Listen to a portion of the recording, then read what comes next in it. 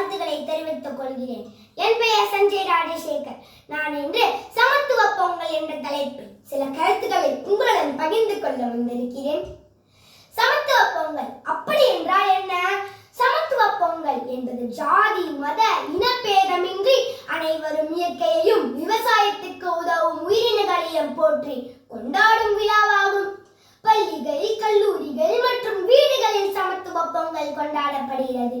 இதில் பிற மதத்தினர் மற்றும் சமூகத்தினர் அனைவரும் ஒன்றாக பொங்கல் வைத்து மகிழ்ச்சியுடன் கொண்டாடுவர். இதுவே தமிழர்களின் பண்பாடு மற்றும் சமூக ஒற்றுமைக்கு அடையாளமாக விளங்குகிறது. பொங்கல் பண்டிகையானது ஒவ்வொரு ஆண்டும் சிறப்பாக கொண்டாடப்படுகிறது. பொங்கல் பண்டிகையானது 4 நாட்கள் கொண்டாடப்படுகிறது. அவற்றை பற்றி ஒன்றன் பின் ஒன்றாக பார்ப்போமா? முதலாவதாக போகி பொங்கல். பொங்கல் பண்டிகையின் முதல் நாள் இதாகும். பழையன கழிதல், புதியன புகுதல் என்பதே போகியாகும். இரண்டாவதாக தைப்பொங்கல். பொங்கல் பண்டிகையின் மிக முக்கியமான நாள் தை ஆகும். தை மாதத்தின் முதல் நாள் இது கொண்டாடப்படுகிறது.